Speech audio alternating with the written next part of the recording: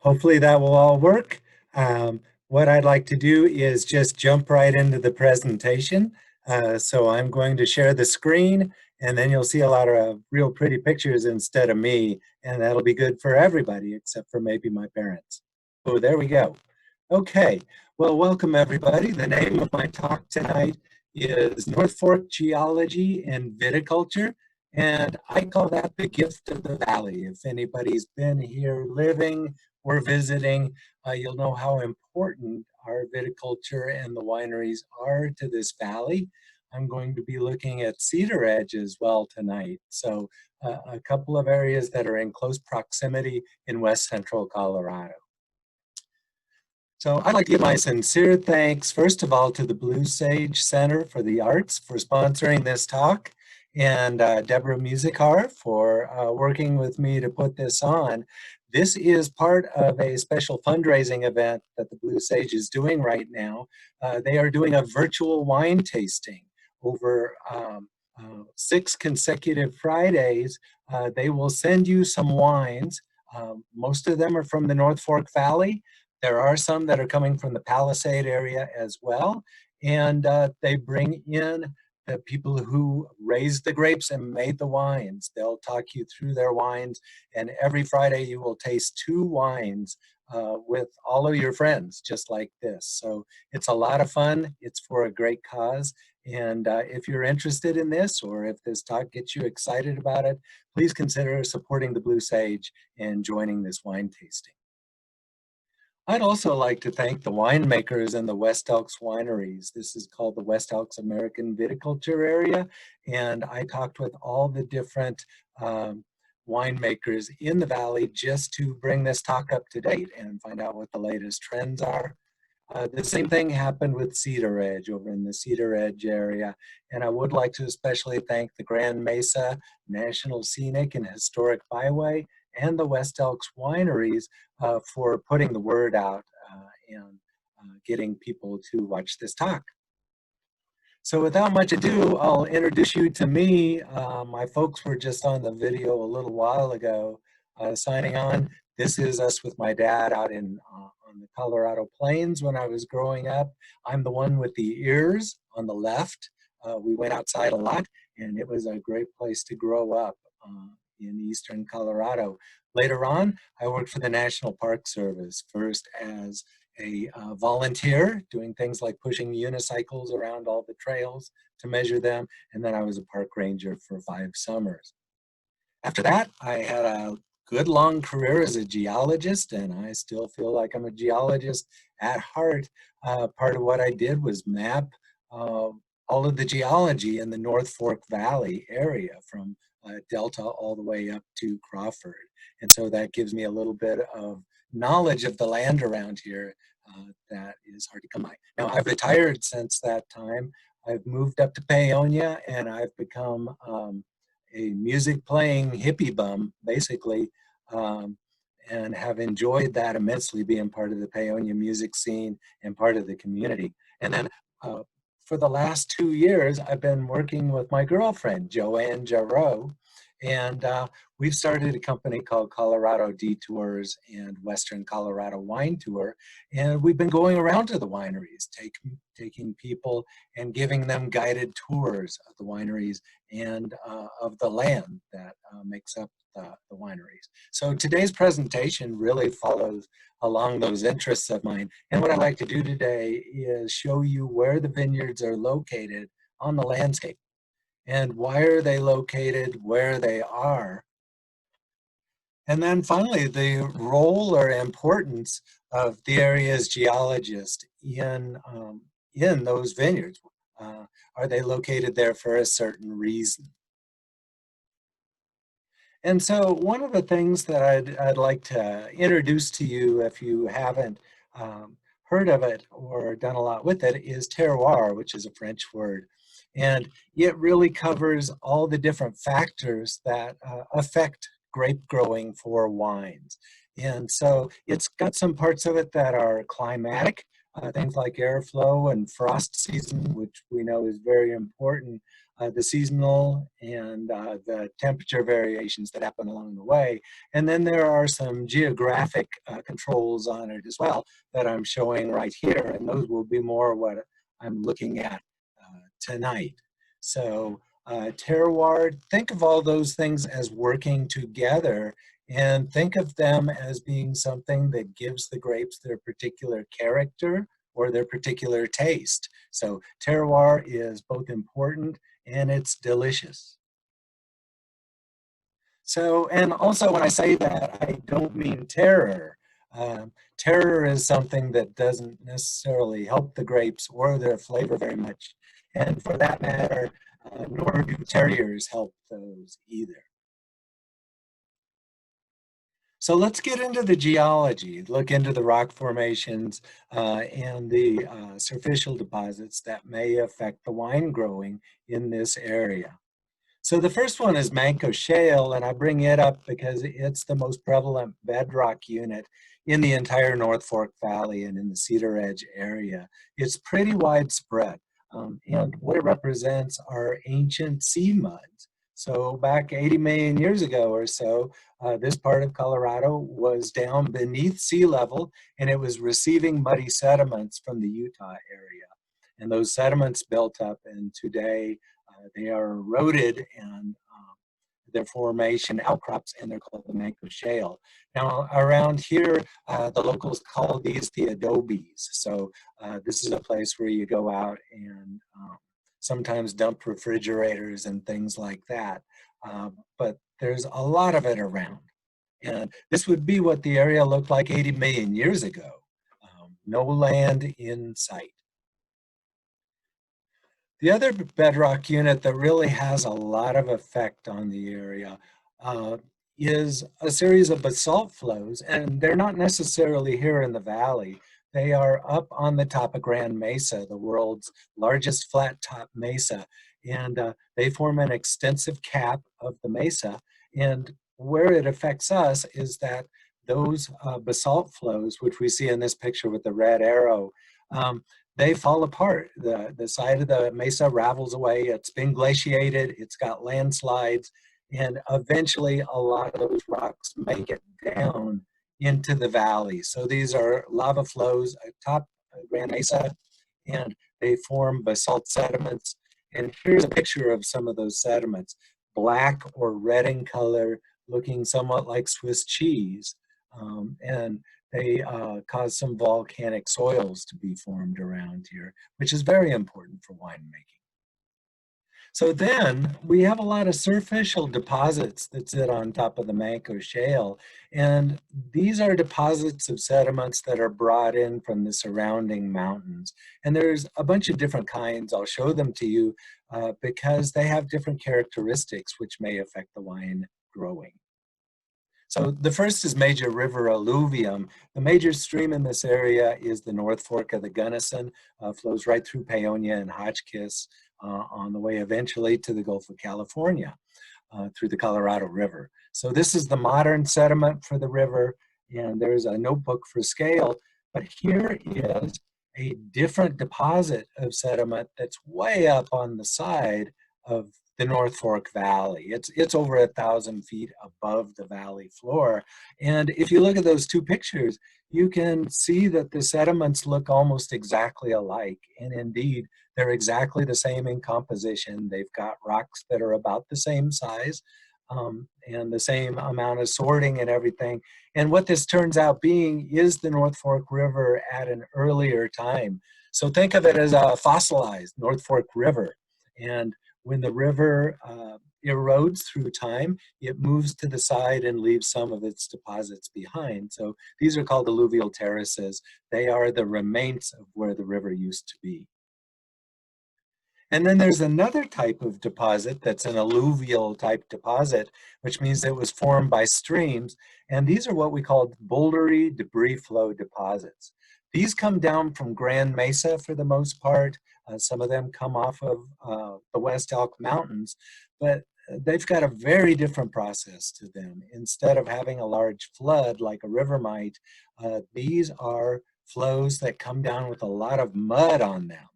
And When this happens, the mud can raft very large pieces of rock along with them. So in this particular picture, some of the rocks are up to about 12 feet long, and they've come for as many as 10 miles down river canyons.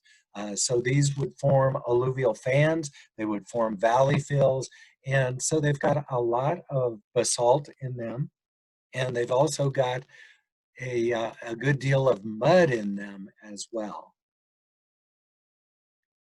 And then there's a picture of one of the large boulders with my field assistant for scale. Now, a third type of alluvial deposit is on some of the smaller river valleys and out in the adobes. And essentially what's happened is that the valleys have filled with mud that's worn off of the Manko Shale. So I call these alluvial mudflow valley fills and fans. This is a unit that I've mapped around the valley, and essentially there's no boulders in them, hardly any sand at all. It's just silt and mud. If you've ever tried to walk around on these after a rainstorm, you'll know that there's a lot of what they would call gumbo clay in there. So they're a very, very clay-rich deposit. Another thing that happens with these deposits is that they carry a good deal of salt in them as well. The Manko Shale was formed at the bottom of a sea, and so salt water was part of the rock, basically. And when we have modern rainstorms, that will dissolve the salt out of the rock and put it into these alluvial mudflow deposits.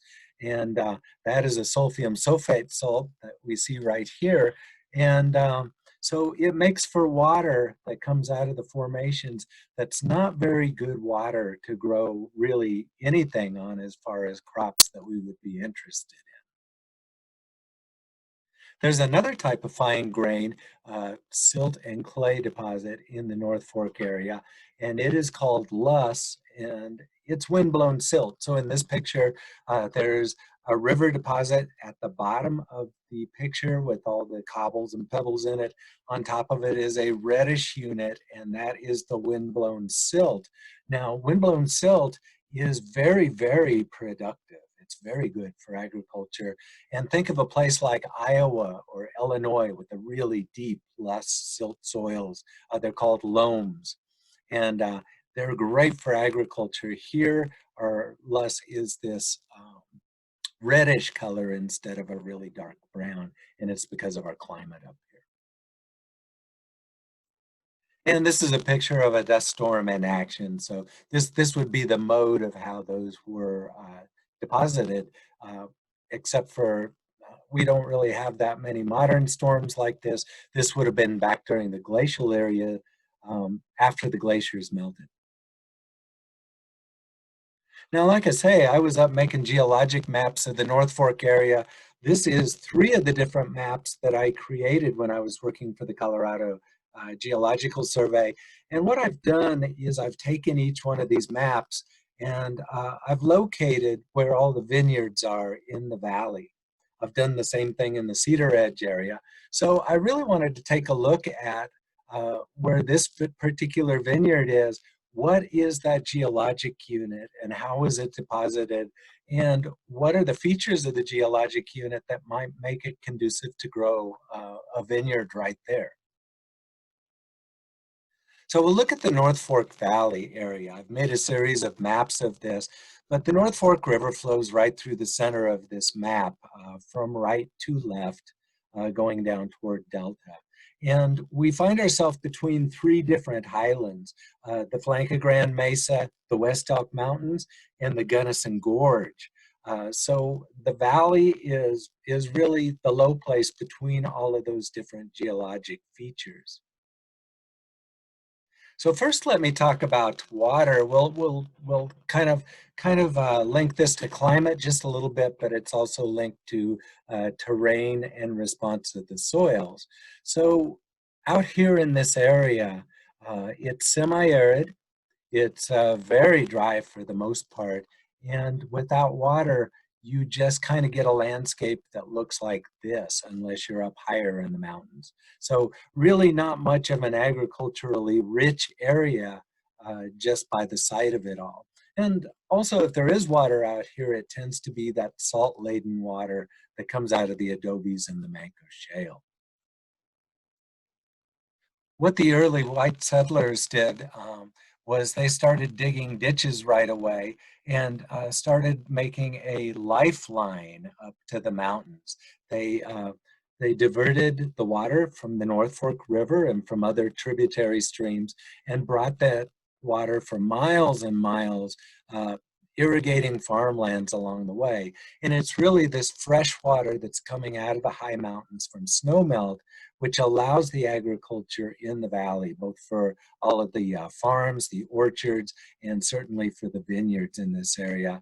I would say that most of the water that is used for the vineyards out here comes down through these pipelines, these canal and ditch systems. And here's just an illustration of how it works. I'm going to direct your attention to the Terroir ditch right in the center of the photo. It's marked with a blue line, and it is on the side of Grand Mesa on the lower slopes. And it comes out of Terror Creek, which is on the right of this photo. We're looking north, and Terror Creek flows down into the North Fork River at the bottom of the picture. And what happens is that the water is diverted from Terror Creek and then brought downhill at a slight angle and taken across the front of the mountains right there.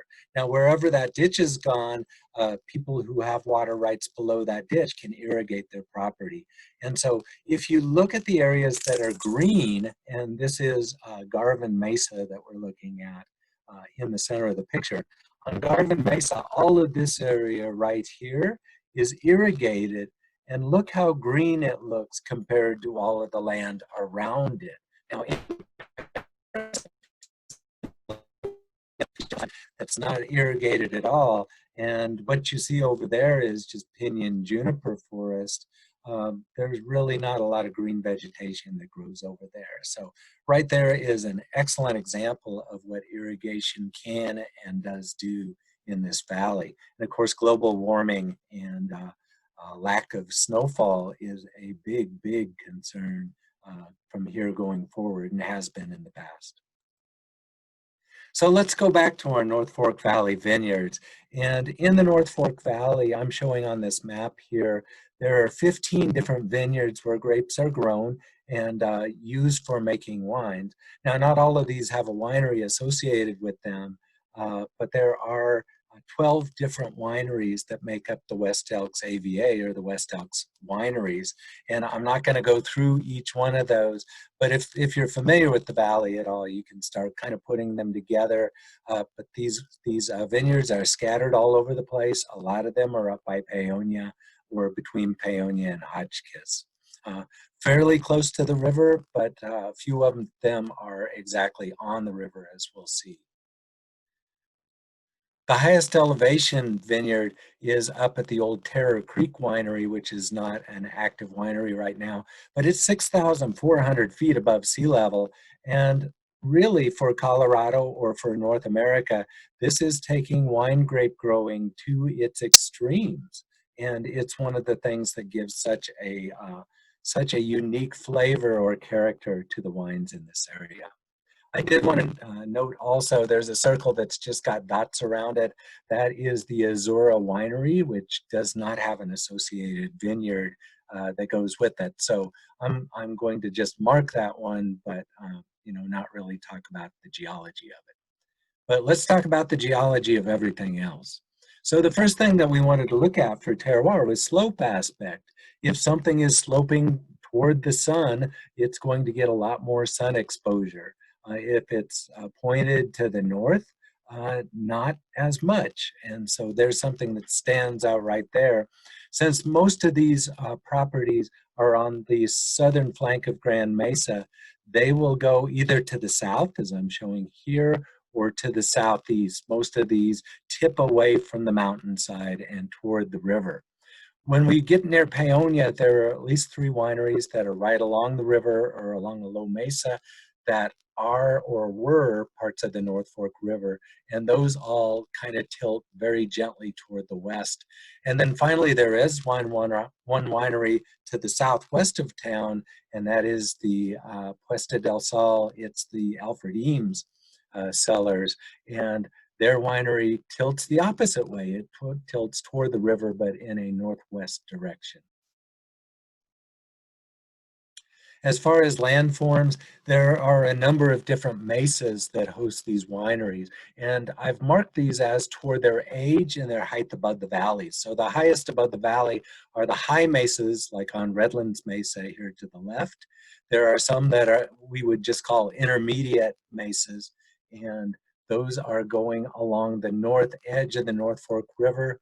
We've got a series of low uplands and mesas. Those are closer to the river, or they're off on the uplands away, but not near any mesa features. And then finally, we've got the three wineries that are right along the North Fork River Valley, the modern river valley. And the age corresponds to where they are. The oldest deposits are the ones that are on the highest mesas and far away from the valley. So we go through the glacial ages from early Pleistocene to middle Pleistocene to late Pleistocene as we get closer and closer to the valley. The three that are along the river are Holocene in age. Holocene just means the last 10,000 years of Earth's history. And those deposits were being made when the first humans came into the area, 10,000 to 13,000 years ago. So now let's look at some of the sediments themselves. We talked about the boulder bearing fans and valley fills that come off of Grand Mesa. And those certainly form the surface sediment at a number of wineries. Those are all marked in purple right here. But they're low mesas, they're higher mesas, they're scattered about, but they are on the north side of the river. And this is a picture of some up on Garvin Mesa. What's happened in this upper right picture is that the farmers have moved all of the boulders and great big pieces of gravel away from their field so they can actually do agriculture or make pastures. And so some of these boulders can be quite big, up to about 6 feet around. They make a handy building material. And so this is part of one of the wineries that's up on Garvin Mesa. If you were the winemaker and you actually built the buildings and the wine cellar up here with all these stones, you were probably dreaming of these stones at night, and you might call yourself Stone Cottage Cellars, and that's exactly what's happened. So let's go to the modern North Fork Valley. We talked about that. And those are the modern valley sediments. So they would be river sediments of the North Fork River. They would have a good bit of sand and gravel in them, as well as some clay and silt over the top. Overall, not a bad place to be growing things. I should have mentioned for that last one that the basalt soils are volcanic soils, so they're really quite rich. They have a lot of minerals in them, and they're a really good place to be growing all sorts of agriculture if you can get around some of the other factors. The older North Fork River terraces, those will have sediments that are just like the modern stream sediments, but they won't have any water in them because the stream has gone away and dug to a deeper level. So on something like this, this points to the importance of being able to bring in irrigation water from outside and being able to bring water to these mesas once again. And then there are a couple of different places that are kind of way off of the valley, and they're from the glacial ages. They're from streams, but they're not the bouldery debris flow deposits. They're more like water-laid streams. One of them is up at Jackrabbit Hill, which is off to the left. The other one is at Puesta del Sol, the Eames Winery. So here's a couple of pictures of the sediments from that, and it really comes down to I guess I could put it this way. You can grow grapes on either one of these, but there are going to be different factors that make the growing a little bit of a different exercise depending on where you are. So the picture on the left is a picture from the fan deposits, and it's a poorly sorted, very clay-rich sediments with all sorts of different size of rocks in it. And then off on the right here, this is one of the river deposits. It tends to be just a couple of different sizes and a lot of sand and gravel in it as opposed to clay. And so it gives you a lot of different compositional character to it. The matrix is made out of different things. Cements form in these sediments in very different ways. And so that all comes to bear. And where it really comes to bear is down here at the bottom.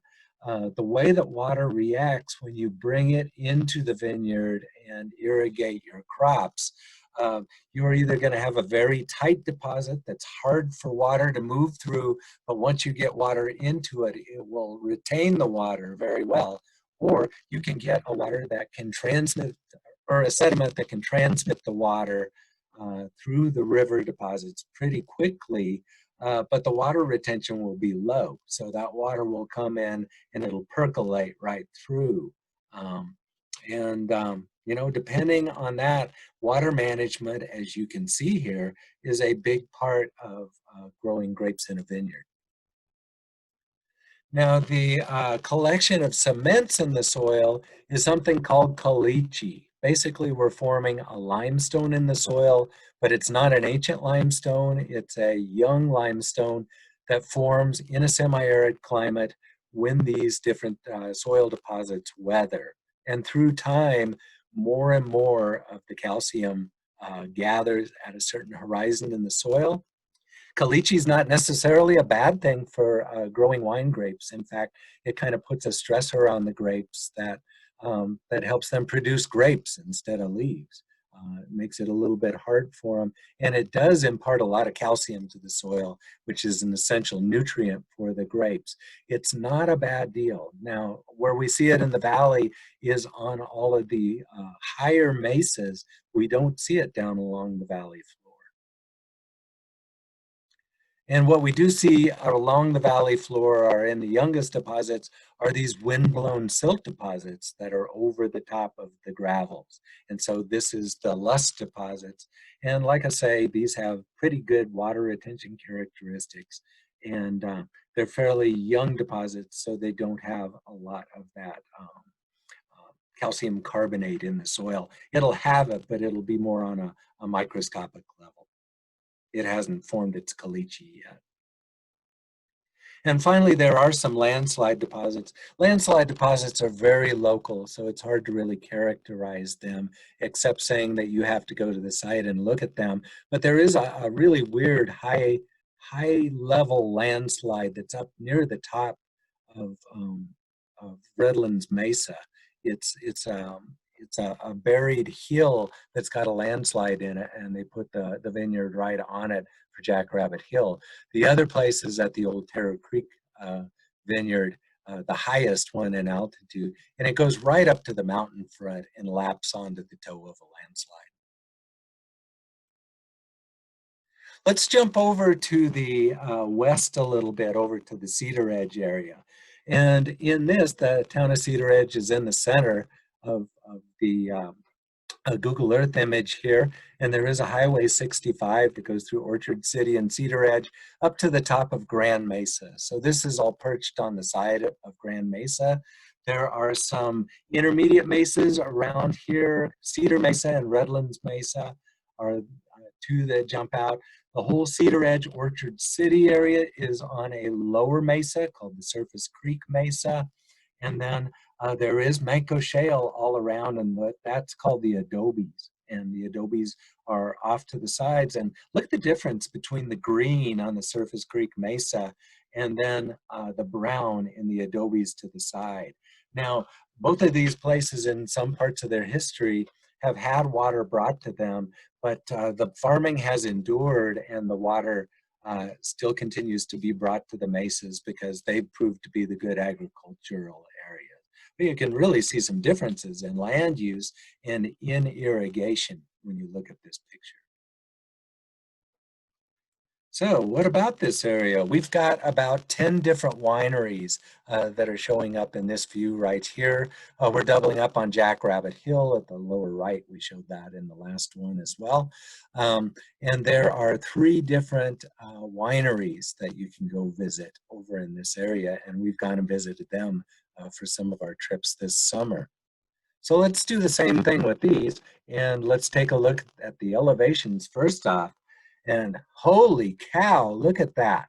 We're almost at 7,000 feet above sea level in the highest vineyard, which is a very small vineyard, but nevertheless, that is really pushing it even about 600 feet higher than we have in the North Fork Valley. This is the North Pole of wine grape raising right here in the Cedar Edge area. And then we do have one place where there is a winery, but no vineyard associated with the site. That is called Williams Cellars, and it's at a place called the Apple Shed, right in the middle of Cedar Edge.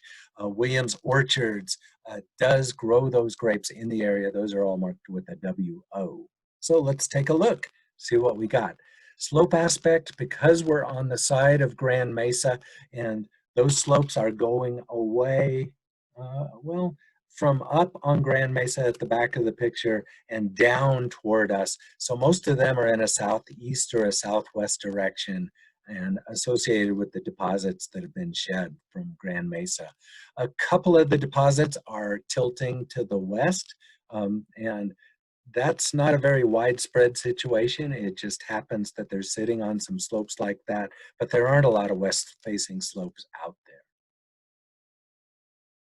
And as far as landforms go, we've got the same high mesas, those are on the right, and then some intermediate altitude mesas and some low altitude mesas and surfaces. So we're kind of stepping down off of high mesas and going through steps until we're down onto the Cedar Edge area and the Surface Creek mesa and surface.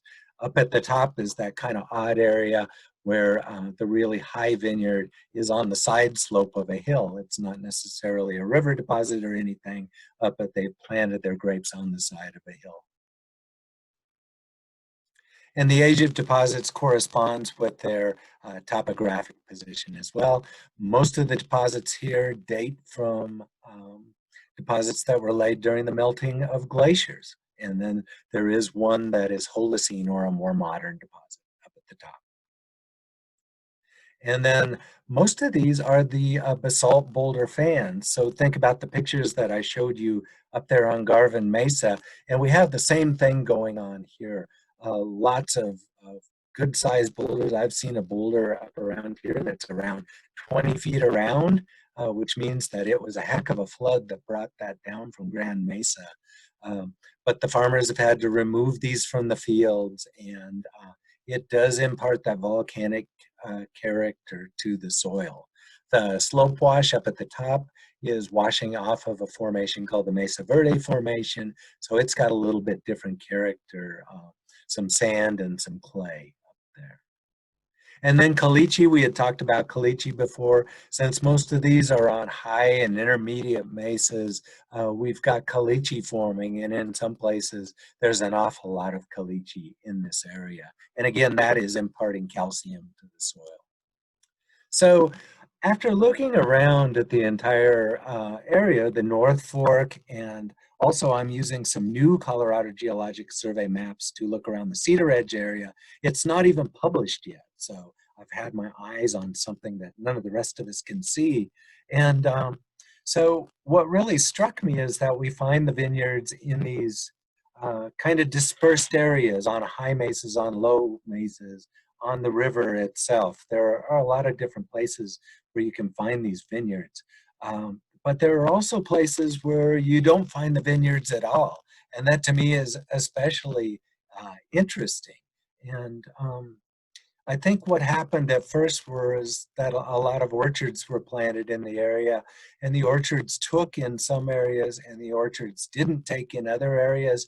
And it seems to bear out where you can grow wine grapes, for one. But if you can't grow orchards on this land, you can't grow vineyards either. And so you don't find orchards or vineyards on certain types of geologic deposits that have been mapped by Colorado Geological Survey. And here's just kind of a short list of them.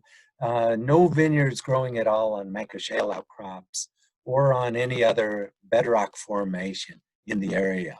The Mancos-derived mud fan deposits, they certainly have a topography that would favor planting vineyards on it, but none have survived being planted on there, and you just don't see them on the landscape today. And part of that may be from the salts that are in those types of deposits. Modern active alluvial fans don't have any of that on there, and I think it's because of the modern flood activity on those. Large landslide complexes, nothing has been attempted on those as well. Those are kind of tricky pieces of land and they can be unstable. And then finally, you know, we step up the different gravel deposits on the different gravel terraces, and they get older and older the higher and the farther away from the river we get. But after the 8th one, which is where Jackrabbit Hill is, on all the gravel deposits that are older and farther away and higher than that, we don't find any vineyard type agriculture at all. And those are early Pleistocene deposits and older, so the oldest glaciation. So that's what the geology is telling us about this area and why we find vineyards in certain areas and why we don't find vineyards in other areas. But I thought we'd take a look at a different facet of it all, and that is, do these different terrains that we're looking at and these different types of geology, do they really dictate what type of grapes we grow in the area, and what type of grapes can we grow in the area? I'm going to take the same maps and look into those types of issues. So here is a map of the vineyards, again, just to kind of seat you in. Those are the 15 vineyard areas. And so the most commonly grown grape in the North Fork area is Pinot Noir. It happens to be incredibly well suited for the climate up here, for the altitude, and really for the terrain and what the geology gives it. If you remember that on this map, we were looking at a whole number of different terrains and ages of deposits, and the Pinot Noir goes everywhere from the bottom, from the river valley today, all the way up to the highest mesas where we've got the agriculture. Really a versatile grape. It's one that really, it really gains a variety of different flavors from the landscape and from what the terroir gives to it. And it's kind of a flagship grape in the area. Now, not so many places in the North Fork Valley grow another red grape, the Merlots, and most of those are down either near the valley bottoms or they're in a couple of places that are on the lower mesas. My feeling is that these could be grown in some of the other areas as well, but that's only a speculation at this point. What we see is just where they are. Chardonnay, grown especially in the low country, but up on some of the lower mesas as well, and up on the high mesa at Jackrabbit Hill on the left. So this is another one that we find growing in a number of different geological situations. Riesling, a little bit less so, but that same kind of spread that we see between different types of geologic landscapes. Gewürztraminer, not really on the bottom of the valleys, more on kind of the low to intermediate mesas. And I have talked with some of the vintners in the area who are speculating that they would like to see a more robust Gewürztraminer growing area up here, because they feel that the grapes that are grown in this area do have quite a bit of very special character to them. And then finally, Pinot Gris, again, kind of on the lower mesas, and not a lot of different places are growing them. I think there is one factor here that really has nothing to do with the geology, but has everything to do with the winemaking, and that is the interest that the winemaker themselves, the owner of the property, has in growing and working with certain types of grapes. So what I've shown you here are the most grown grapes in the valley, and it reflects not only the geology to some degree or the versatility of the vinifera to grow in these different kind of landscapes, but also, you know, just do you want to plant this type of grape? Do you want to work with it or not? I think this gives you a good cross-section of what we have up here, and you will see these types of grapes being used quite a bit in North Fork wine. Now, this I think is one of the more interesting slides that I'm going to show you tonight. And these are all the other ones that people are raising in the area. And a few of these are the vinifera, and a number of these are the hybrid grapes. And so here's where you really see where a little bit of the variation comes with the North Fork wineries. The winemakers up here are taking a number of different types of grapes and making very different types of wines from each other. What it means is that from one vineyard to another, or from one winery to another, you're going to get a very different profile of the types of wines they make and serve to you along the way. It really makes for an interesting experience as a taster who's traveling around to these. And it's also kind of fun to try to pronounce a lot of these things. After a couple of wines, you can sit there and laugh about it a lot. But you can see that a couple of the vineyards up here are just especially experimental with what they're doing. So they're experimenting with some aspects of the hybrids that include some robustness for cold. They're able to survive in cold climates better. And also there are some kind of pest control or pest resistance capabilities that some of these have that are of interest for a place like the North Fork Valley.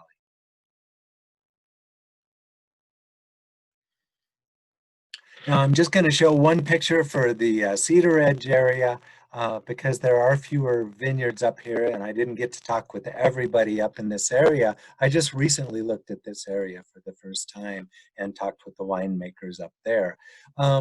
But kind of the same thing that we saw in the last picture. There are some vinifera that are grown up there and there are some hybrids as well. And it is just a mix, and it's all due to the experience. And again, for me, it's kind of fun to go in there and just really mess up the names of these different wines when you try to pronounce them. But look at that, quite a bit of variation. So when you go into these different wineries, you're going to find different and very pleasing profiles as well. So now I want to talk about Palisade. Palisade is our sister area located about an hour and a half to the northwest up by Grand Junction. And this is a picture of an actual wine tasting from Palisade. It's not posed. People actually look like this when they're tasting wines up in the Palisade area. Now, in the North Fork area, you might think that there is quite a bit of competition with Palisade. It may be true on some levels, but mainly what I've come to find in talking with all the wine growers in the North Fork and the Cedar Edge area is that there is quite a good connection between the wineries up high in our valleys and in Palisade. Palisade is a different area as far as its terroir. It's warmer. It's got a larger growing season. It still has the frost, but they tend not to be as severe as up in the North Fork area. And so you can grow a number of types of grapes down in Palisade that you would have a hard time growing up in the North Fork area. And there is active buying of grapes that are done by the North Fork vineyards just to kind of fill out their wine list or to get grapes that they're really interested in but they can't grow on site. And let me show you the list of the different varieties of grapes that are purchased by wineries up in the North Fork and Cedar Edge. Some of these are meant to supplement grapes that are grown up there, but others, like I say, just can't be grown there at all. So finally, it's really been a lot of fun to call up the different winemakers. We visit them when we're doing our guided tours, and so we learn about their wineries in that way. But actually having conversations with the winemakers is really just so enjoyable, and finding about their wines and what they're doing with that. And so here are some of the things that have really come out to both Joanne and I in leading the tours this summer and then the last week or so as I've been talking with people over the phone. And the first is that the awards and the news articles just keep coming. The North Fork area is becoming very well known for quality wines, and it's being recognized for it. So in this picture here, this is the 2019 Colorado Governor's Cup.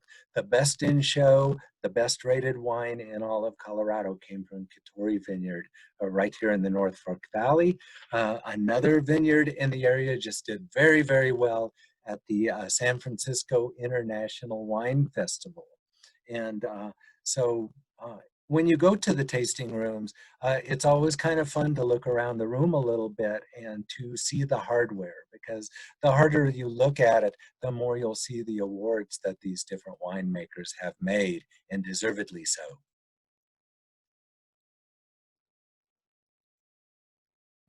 The next thing that's kind of a buzz are the arrival of the pet gnats. And, you know, I thought pet gnats were just like a flea circus or something, like an insect that you would have as a pet. But it actually stands for Pétillant Naturel, which is a French way of making sparkling wines. And several different winemakers in the area have started making pet gnats. Chill Switch is one of them that I've shown here. A couple of others are bringing their capabilities up. It's a different process than the champagne process, and it's just, boy, the wines are great. They're surprising. You open a bottle and you just don't know what you're going to get, but it is going to be just really great. And so they're fun, and I can't wait for more pet gnats to make it onto the wine scene up here. The big freeze is an issue. And so Wayne McCracken was talking before the talk actually began, and he was talking about the results of an October 27th freeze that we had all around in western Colorado. In Paonia, we went from in the 70s for a high temperature over the course of a couple of days down to 1 degree. And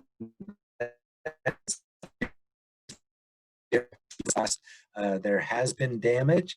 What does it mean for the wineries? I'm not qualified to really say, but almost everybody that I spoke with in my phone conversations brought that up. And so for the year of 2021, it's going to be a very odd and perhaps very impaired year for the harvesting of the grapes.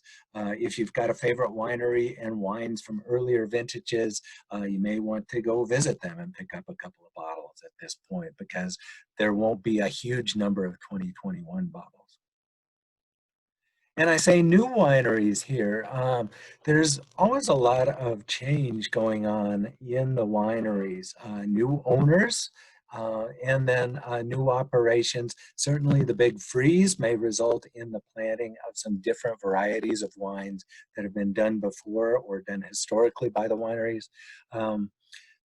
There is one winery that's under development right now that is, as I understand, fairly close to opening. I was not able to talk with them, but when they do, I'm really going to be interested in seeing what they've got to offer there.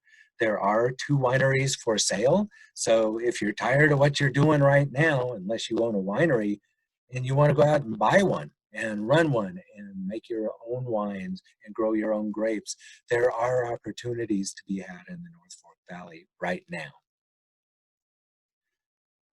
And then finally, what really was the buzz this summer as we made it through the year, and it's still the buzz right now, is COVID-19. We're tired of hearing about it, I know, but what's happened with the wineries is that they opened late.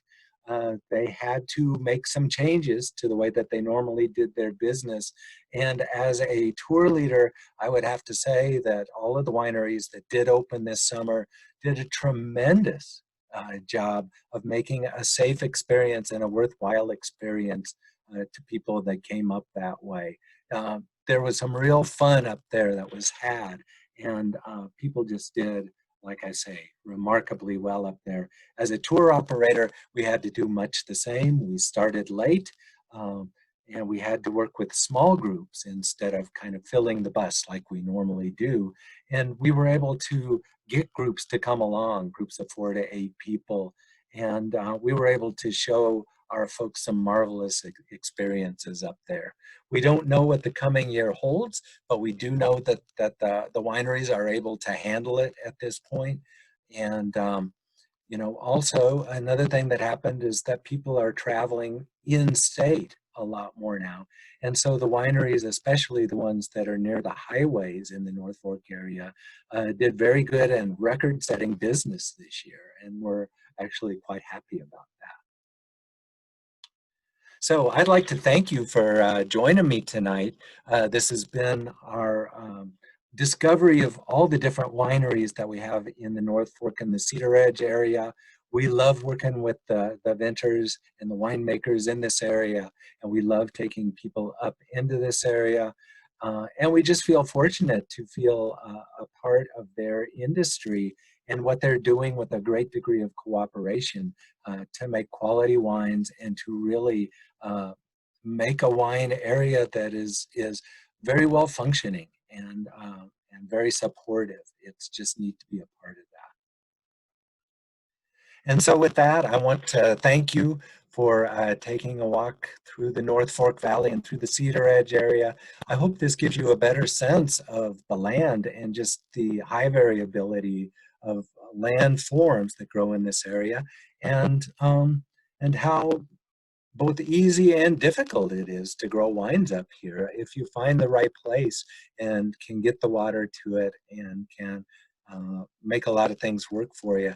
It can be a very, very good thing to do, but it is very, very challenged at a lot of times, both by the landscape, by the water situation, and by the climate.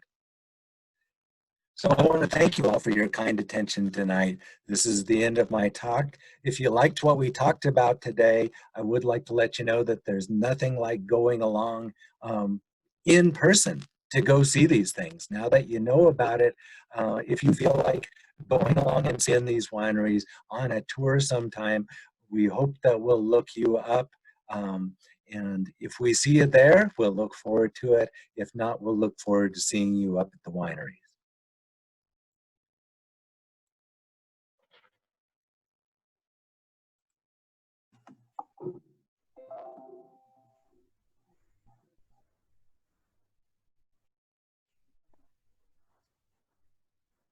Well, David, thank you so much. That was so enjoyable. It was like very informative. Now, if everyone would like to unmute yourself, and you can also take your video off if you'd like to join. And if you have questions for Dr. No. Different Steve Smith. Please feel free. I do. This is Jill Kozdrowski. Hi, Dr. Dave.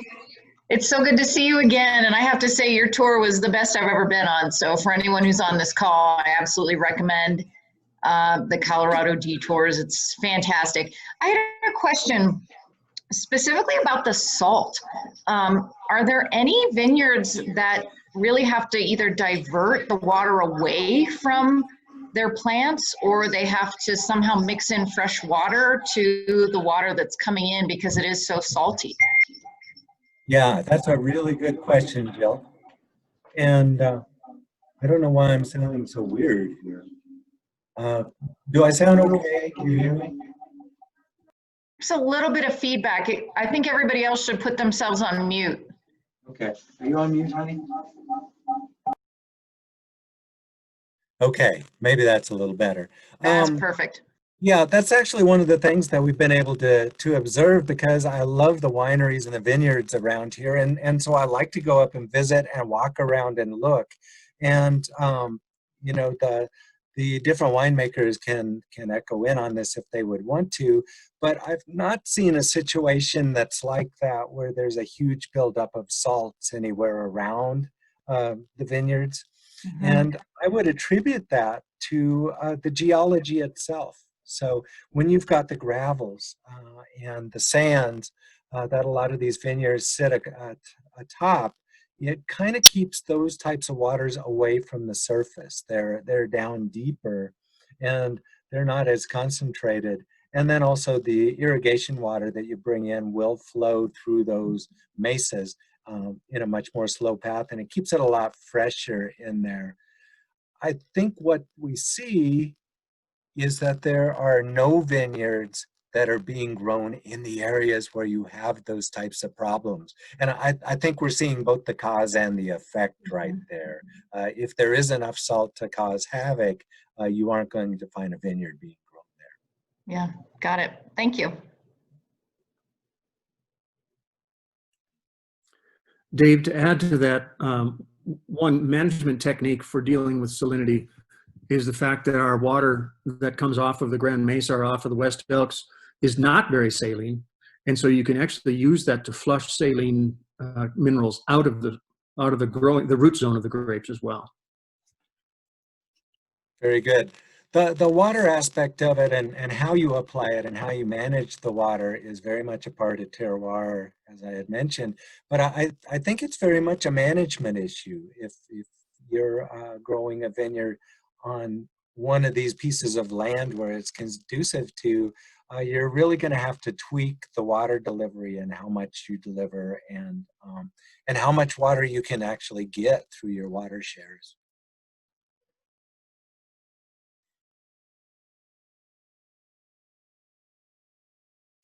Anybody else? This is Jill again. I have another question because I'm just fascinated.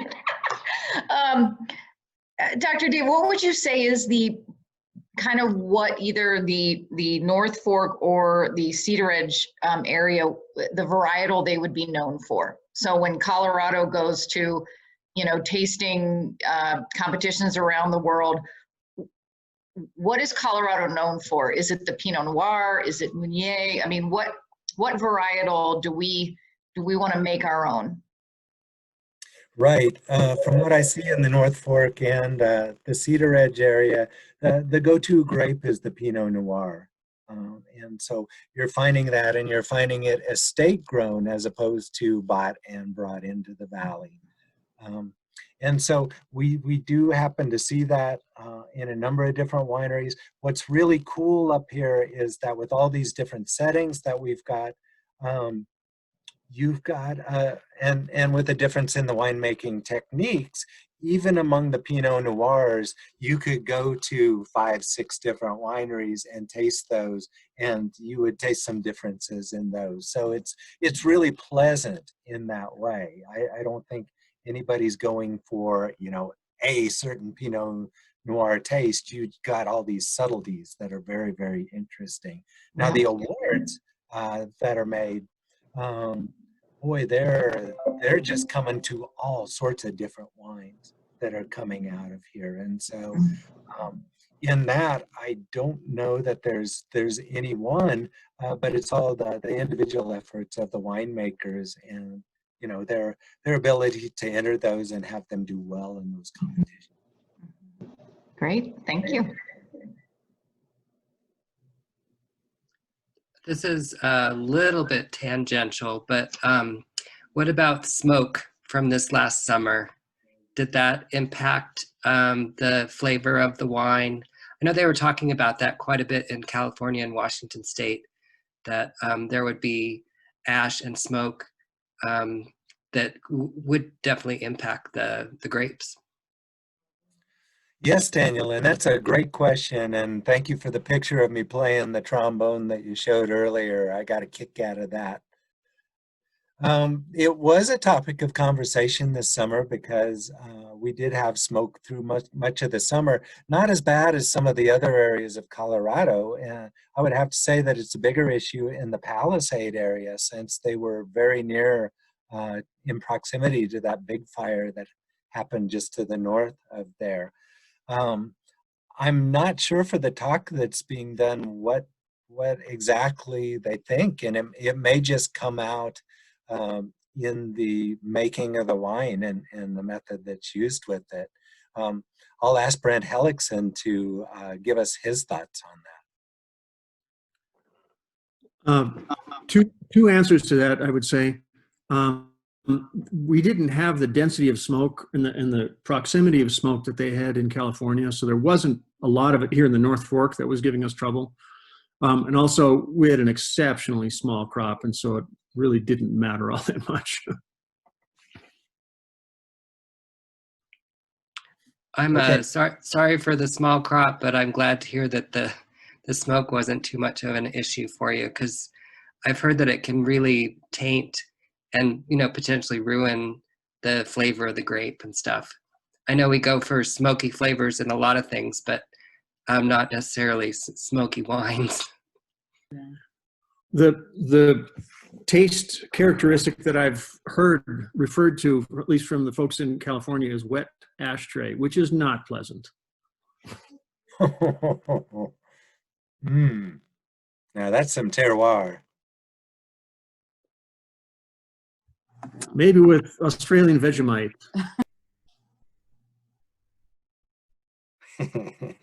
So I have a question.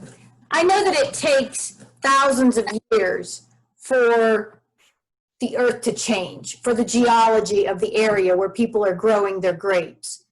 But is there anything, if a winery has like the perfect conditions that they feel, is there anything that they're able to do to maintain that?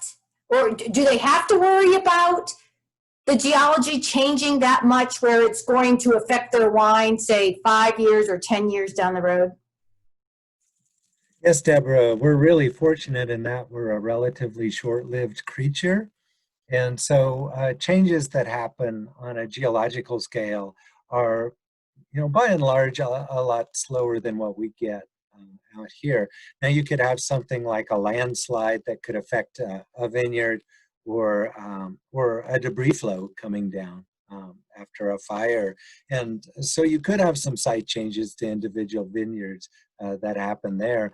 The types of changes that you see happening around here tend to be a little bit slower, and they have to do with something like soil building. So there are wineries in this area that are doing biodynamic vineyard tending to where they're trying to build up the soil in their area.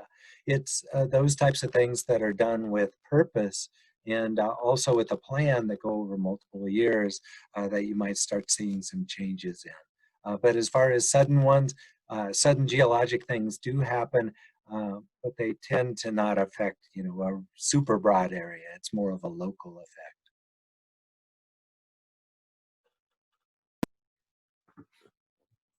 Climate is by far the more dominant characteristic that we have to struggle against, particularly cold events.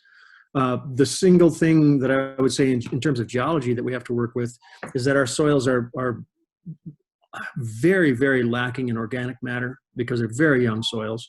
And so we struggle to keep adding organic matter to the soil in order to make the grapes more robust.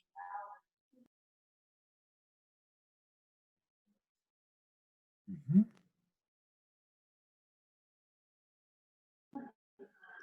David, can you remind me again of the age of the major forms that are here, particularly the West Elk intrusion and the Grand Mesa? I keep forgetting which one is which. One is 10 and one is 40 million. I don't remember which one is which.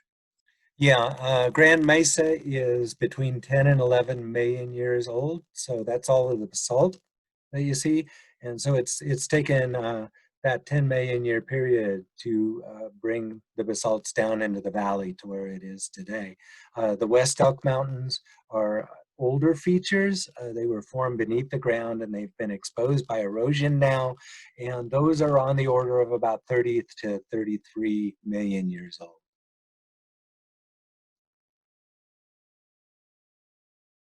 Thank you.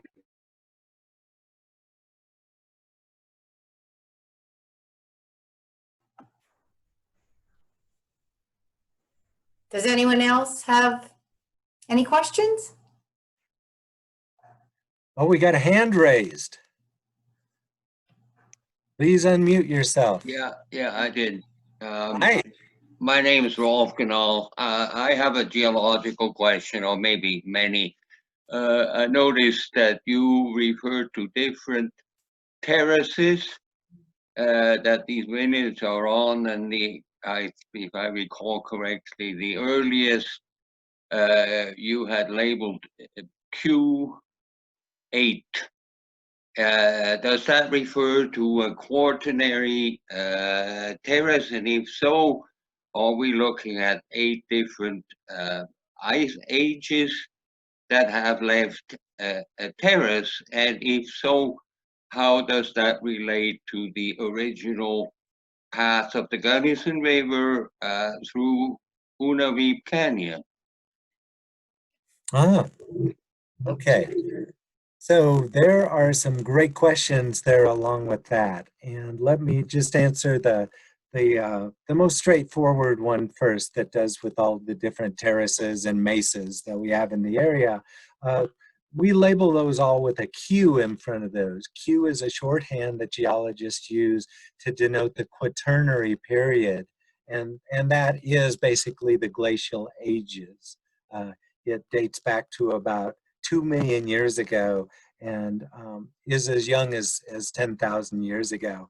Now, what we did with our geologic mapping is we started counting with 1 at the modern river valley. So the first terrace above the river valley was a Q2, the next one up was a Q3, and so on and so forth. They go through different periods.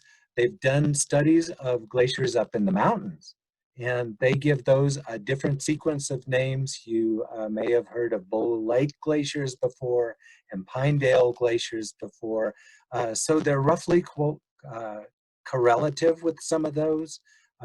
Our Q3 and 4 are Bull Lake, and our Q2 is Pinedale. So, you know, there are correlations between those and the major melt-offs of the glaciers. And when the glaciers melt, they just send a whole bunch of water over the landscape and down the rivers. And there is a lot of sediments that are brought down those rivers at that time. As far as the relationship of those terraces to the Uniweed Canyon, I don't know if you all know this, but both the Gunnison River and the Colorado River used to flow in a different course down into Utah. And that was through a place that today is called Uniweed Canyon. It carried both rivers together for a while during some of these glacial eras. And I think it was, I think it was earlier than Bull Lake. So it was Middle Pleistocene.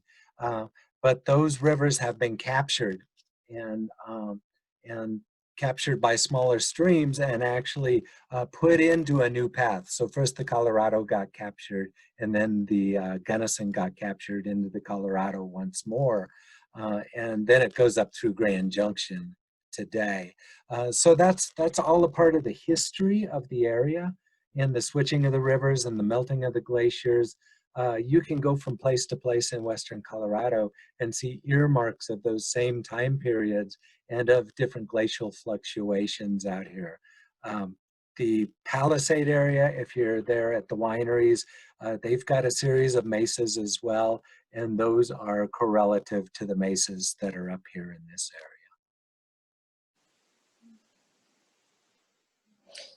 Dave, you were mentioning the glaciers.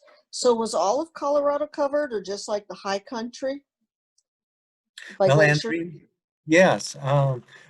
We did have glaciers at the same time that there were glaciers covering most of northern North America.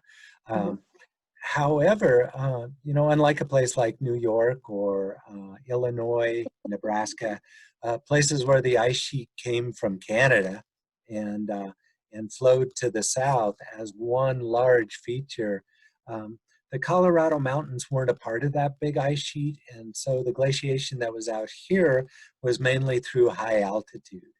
And you find that the glacial periods somewhat match the glacial periods for the large continental glaciers. But they were very much local type features even within the Rocky Mountains. And so individual glaciers forming on this mountain peak or that mountain peak. Grand Mesa had its own glacier at many different times as an ice cap. And so they've all got their own glacial histories to them. And we can look at them and say that this one's a Wisconsin glaciation and this one is a Nebraskan glaciation, and so on and so forth. But they do have a lot more variation to them than the big glaciers did. Okay. And the big rocks left behind from them, those are called erratics, right? Yeah, when you're... Hey, Dave, I wanted to ask about the valley glaciers coming off Lambourne Peak. For example, the one that I assume one came out of the book, and then there's a north triangular face. I assume that might have been the origin of a different one, and then perhaps a third one right there at Interocean Pass. So I guess my question is that about right? And how far did those glaciers reach as glaciers? Okay, this is Russ Zick asking the question. He's been on a lot of hikes that we've taken with the Western Slope Conservation Center when I was on the board there, and we've looked at a lot of geology together. And what I would say, Russ, is that the types of glaciers that formed around Mount Lambourne and Land's End, which are the mountains that you can see from Paonia, they're the closest ones, are not your typical great big valley glacier type glaciers that you see in a lot of the other mountain ranges in Colorado. This area was lower than some of those areas, and the glaciers did form lower, and so they were not so much ice as they were rock. And so all of these features with a lot of rocks piled around, all around Mount Lambourne and Land's End, are a type of glaciers that we call rock glaciers. They are or were indeed glaciers. They had ice in them, but so much rock fell onto the glacier that it was like half rock and half glacier, and it would flow away from the side of the mountains. So, you know, the surface of them, you probably wouldn't have seen much glacial ice. You would have seen just mostly debris on those. And the cool thing is, wherever those glaciers went, they stacked those rocks where they went. And when I mapped that area, I was able to map all of the talus cones, which are the feeder systems for the glaciers, and also all of the rock glacier bodies. And it's an excellent place to say that you too can have one of these maps, because all of the Colorado Geological Survey geologic maps are available for free over the internet. Just go to Colorado Geological Survey. It's the state version of the USGS, and go to their publications page and just look for the 7.5 minute maps that are in the area.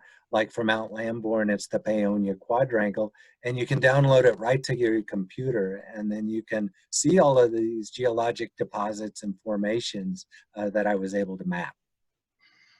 Okay, thank you.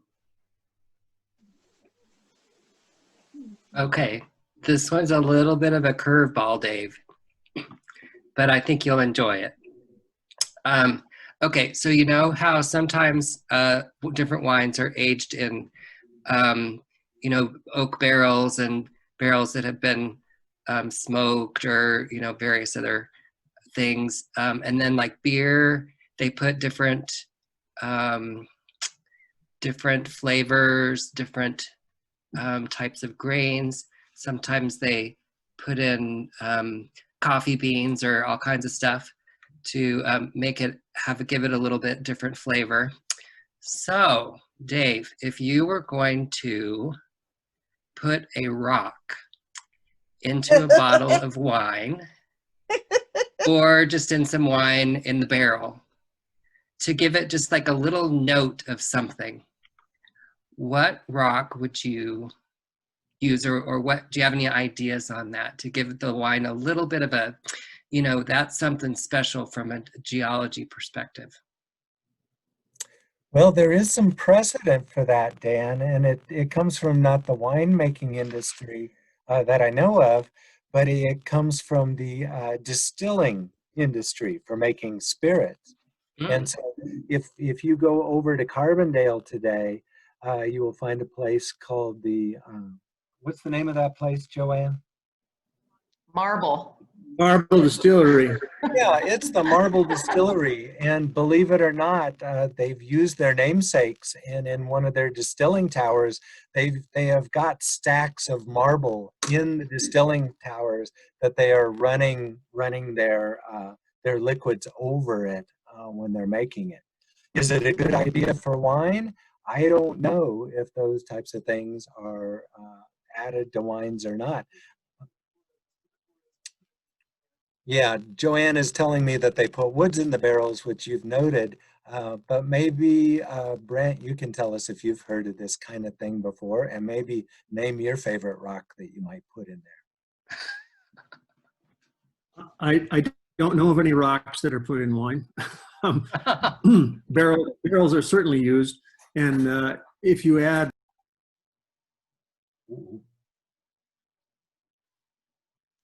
Unmute, Brent.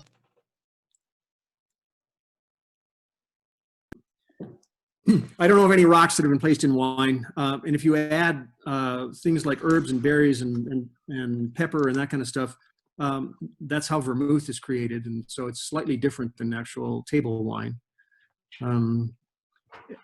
There is a term called minerality that is in wine, and it's often driven by the geology that the grapevines are growing in. Often, the calcium that the grapevines are able to extract from the soils. If you look at the grape vineyards, the Merlot and Chardonnay vineyards in Europe, they are often planted on calcareous soils.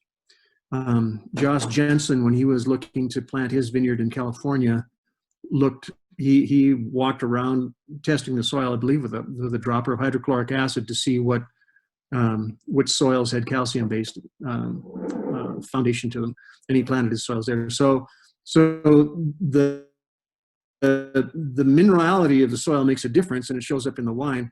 I don't know of anybody that's actually running their wine across rocks or of any kind in order to change the character of them. Mm-hmm. Yes, so it could be argued that the geology is making its way into the wine by a function of making up the soil that is growing the grapes. Yeah, definitely. I could see that for sure. Well, maybe that'll be something we'll see in the future. So keep your ears open, Dave. You might create a new niche for the North Fork Valley wineries. Yes, or maybe not. I for one wouldn't want to be the first one to test some Manko Shale wine. Yeah. Yeah. If I had my choice, I would run it over 20 or 30 pounds of gold nuggets and then retire. So there you go. You see that there are some comments being made in the Zoom chat, and so I do see that this is being recorded and will be available on our site. So we'll get to have that discussion about rocks and Manko Shale wine again, I guess. And this is all going to be great.